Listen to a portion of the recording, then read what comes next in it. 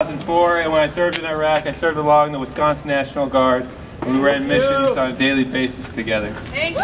Thank you.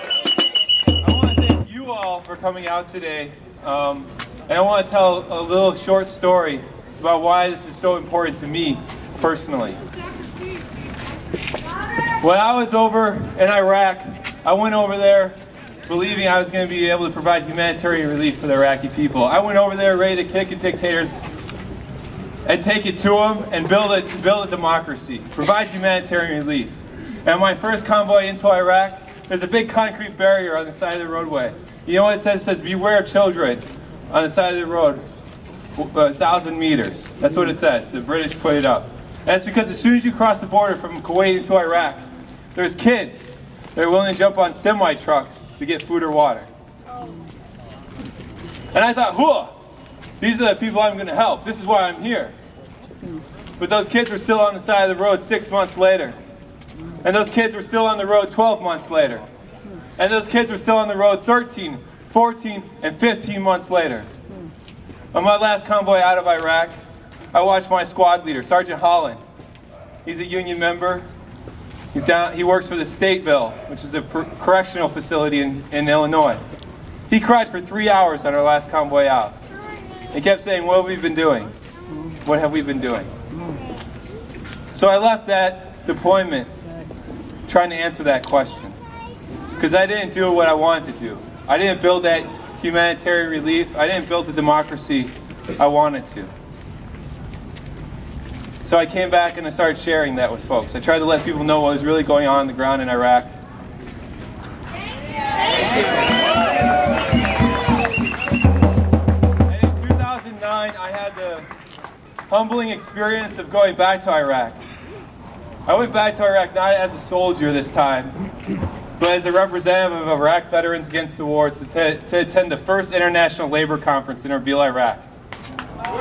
This is the first time and Iraq were coming together since the 70s. It's the first time that they are coming together to articulate what they wanted out of their new country. And what's unfortunate is when Paul Bremer took over the provisional government, he carried over Saddam's laws in regards to worker rights in Iraq. So to this day, the labor unions in Iraq don't have the right to organize. To this day, we are a part of and helping the state oppress those workers in Iraq right now. Last month, 3 oil workers got killed in Iraq demonstrating for their rights. And when I was at this conference, it was an extremely humbling experience to hear the stories of these workers. How they rose up, how the oil workers in the South, how they used nonviolent direct action, they occupied their oil refineries, and they pushed Halliburton and the British military out of their refineries. The electrical workers in the middle of the country, how they occupied their power generating plant, and they pushed the U.S. military out. And you want to know why they did it? They said it's because it's for our communities, it's for our families. Right. That's why they occupied those plants. The Iraqi government called out and said, "You guys have to stop. You're upsetting the U.S. military." And they said, "No. No, this is about our families and our communities. We've seen what's happened to other power plants, and we can't let that happen to our community." And they stood strong. And we left. And their power plant still works. It's one of the few power plants in Iraq that's still working today. Wow. And so when I had the opportunity to speak at this conference, I said, I was in your country and I was a part of oppressing your communities. And for that, I'm sorry. Wow. But I'm not here for forgiveness. I'm here to take responsibility. Woo! Yeah! For me, that's what this journey is about. It's about taking responsibility. And after that speech I gave, a man stood up in the back. And he started shaking his hand and speaking in Arabic, and I didn't understand. And he started walking up towards the stage. And I was nervous. I said, okay, well, this is it.